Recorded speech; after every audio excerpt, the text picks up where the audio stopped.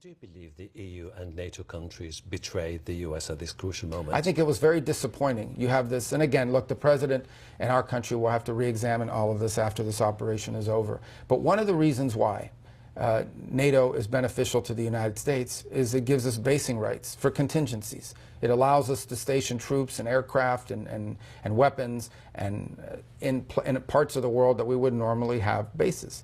And that includes in much of Europe. And to see that in a time of need, the United States has identified a grave risk to our national security and our national interests, and we needed to conduct this operation. And we have countries like Spain, a NATO member, that we are pledged to defend, denying us the use of their airspace and bragging about it, denying us the use of their bases. And there are other countries that have done that as well. And so you ask yourself, well, what is in it for the United States? And I've been a big supporter of NATO. And one of the reasons why I've been a supporter of NATO is because I believe that these basing rights give us leverage and give us flexibility and operational capability all over the world. But if NATO is just about us defending Europe if they're attacked, but them denying us basing rights when we need them, that's not a very good arrangement. That's a hard one to stay engaged in and say this is good for the United States. So all of that's going to have to be re-examined. All of it's going to have to be re-examined.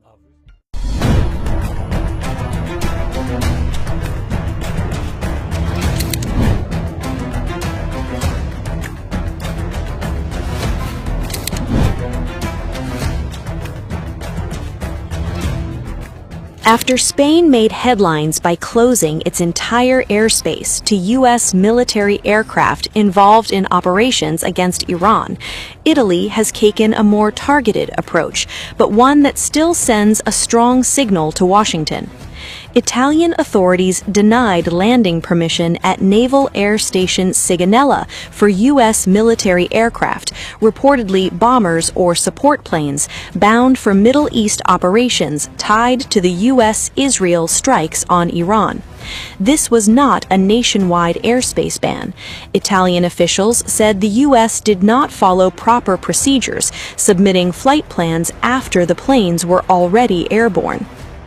Defense Minister Guido Crosetto denied permission, emphasizing that Italy does not allow its bases to be used for offensive strikes without parliamentary approval. Prime Minister Giorgia Meloni has reiterated that Italy will not participate in combat operations, providing only limited defensive support for Gulf allies. The denial reflects Italy's careful stance, honoring treaties while avoiding direct involvement in the conflict. Spain's full airspace closure cited the strikes as outside the UN Charter and called the war illegal. Italy's action, by contrast, was a mission-specific enforcement of rules, highlighting European caution. The Sigonella denial also complicates U.S. logistics, forcing reroutes and extra refueling, and underscores potential NATO tensions.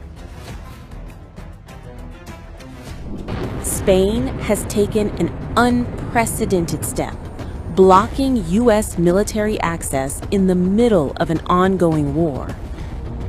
And the signal is loud and global.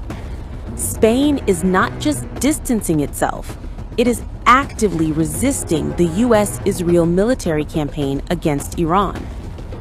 As of March 30th, 2026, Spain has officially closed its airspace to U.S. military aircraft linked to Iran operations. Not just from its own bases, but even flights coming from other countries like the UK or France are now being denied passage. That means U.S. warplanes must now reroute, taking longer paths over the Atlantic or through alternative European corridors. This move builds on an earlier decision. Earlier this month, Prime Minister Pedro Sanchez blocked the U.S. from using key military bases in southern Spain: Rota Naval Base, Moron Air Base, both critical for U.S. operations in Europe and the Middle East. Spain made it clear these bases will not support what it calls an illegal war. In fact, Sanchez described the campaign as absurd, cruel, and a violation of international law. The fallout was immediate. More than a dozen U.S. aircraft, including refueling tankers, were forced to leave Spain and relocate. But what's now raising eyebrows globally is how Iran has responded. Iran's state media released a striking video, an IRGC member placing a sticker on a missile featuring Pedro Sanchez's image and his words calling the war illegal. Alongside it, a message: "Thank you, Prime Minister." A clear attempt by Iran to highlight divisions within NATO and frame Spain as moral support. Spain, however, maintains its position. This is not about taking sides, but about international law, sovereignty, and avoiding a wider war. A NATO ally openly defying the United States in the middle of a major conflict. The question now is Spain showing moral leadership or exposing cracks in Western unity at a critical moment?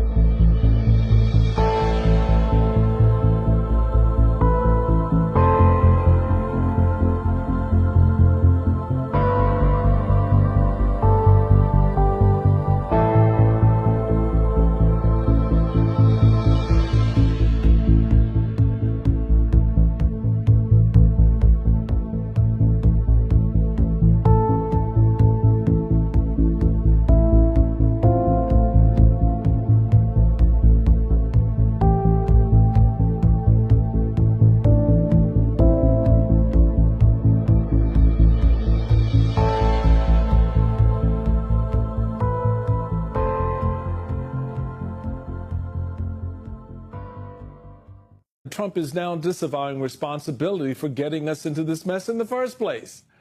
He says it's up to our allies to reopen the strait without any help from the United States.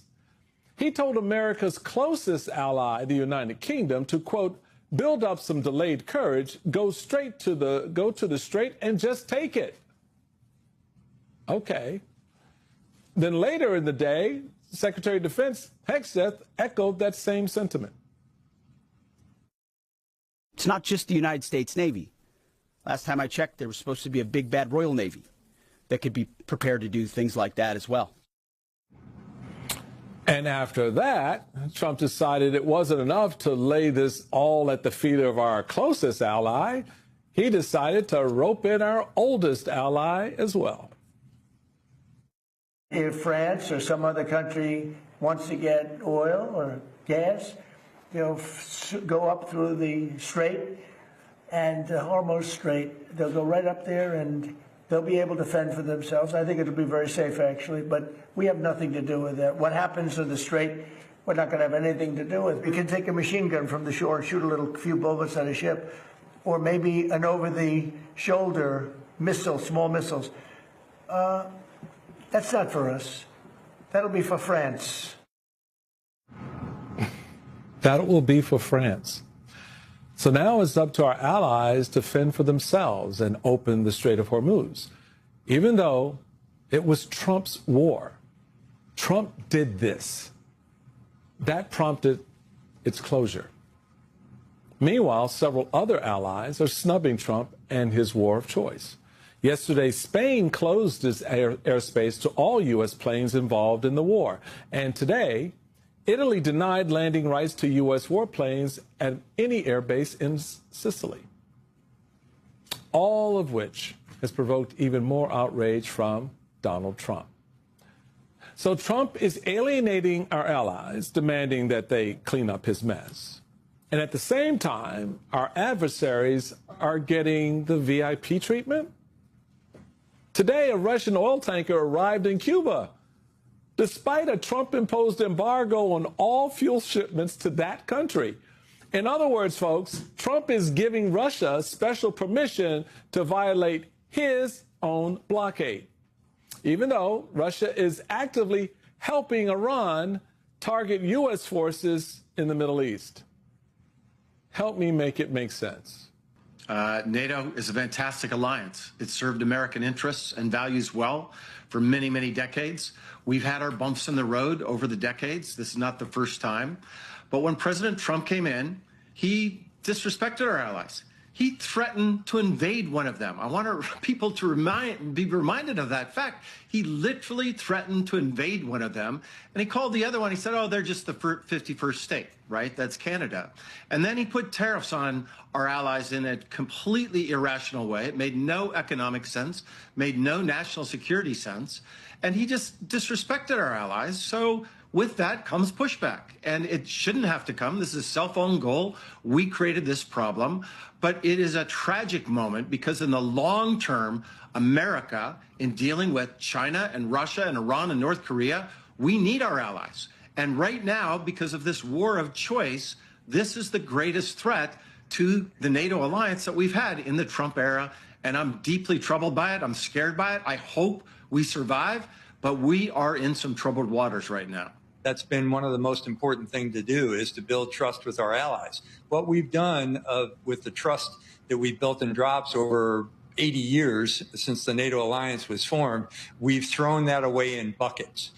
To insult our allies, to do things without bringing them into the room and sitting around the table with us and conducting conversations about what we might do in military and diplomatic operations, which we've been doing for the entire administration, the current administration, is just vile. And to have the Secretary of Defense throw the insult of the big bad Royal Navy. I mean, coming from a guy who served as a platoon leader in the U.S. Army and then in the reserves, that's really a pretty bold and disgusting insult to one of our greatest allies. The same thing with the president insulting the French, as he's done with so many of our other allies, as Ambassador Fall just said.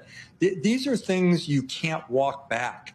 This is going to take a long time after this administration is over to try and regain some of our balance and some of our standing in the world. The problem is, too, it's not just the Trump administration now. I think many of our allies are looking at all American citizens and saying, what is wrong with you people? How can you allow this to continue? That's the concern I have, because, again, for the 4 decades of my military career, I proudly represented the United States. And during some of my recent travels, you can kind of see the damage that this administration has done, not just in terms of the thoughts on what the administration is doing, but what the typical American is thinking about what his or her government is actually executing. Telling The Telegraph he is strongly considering pulling out of NATO, Secretary of State Marco Rubio echoing similar sentiments. Listen. I've been one of the strongest defenders of NATO during my time as a United States Senator because I found great value in it. But when we need their help, not their help, we're not asking them to conduct airstrikes. When we need them to allow us to use their military bases, their answer is no. But I do think, unfortunately, we are going to have to re-examine whether or not this alliance that has served this country well for a while is still serving that purpose, or is it now become a one-way street where America is simply in a position to defend Europe? Is that where this is headed, Dan? The United States leaving NATO? And if so, what about NATO, if anything, survives? Look, I hope that's not the case, and we need to stop airing our differences publicly. That only helps our adversaries like Russia, which we're trying to deter Russia. I think what we need is a NATO summit behind the scenes. We need to discuss some of these tensions. Look, the NATO members will argue the United States didn't consult them before our attacks on Iran. And we will argue that NATO members were slow to come to our assistance when asked to do some things to help us in the war, to prosecute this war against Iran. So, look, both sides have issues we need to discuss, but best to do it privately. Let's leave the hyperbole out of this about leaving NATO. I don't think that's in the offing, and of course Congress would be very much against that, and they've passed a law that makes it clear that we won't without their approval. It's a congressional treaty. So, look, hopefully we'll have a summit and solve some of these outstanding differences. Dan Hoffman, we asked you about a lot of things. You answer them all, and we appreciate that. Great insight this morning. Thanks, Dan. Thanks. Have a good morning. We spend trillions of dollars on NATO, and when we need them, which we never do. We didn't need them here either. To be honest, I was really asking because I wanted to see what they do. We didn't need them. We blasted the hell out of them, out of Iran. And the last thing I needed was NATO stepping in our way, because they're a paper tiger. NATO treated us very badly, and you have to remember it, because they'll be treating us badly again if we ever need them, and hopefully we're never going to need them. I don't think we will need them. I don't think they can do very much.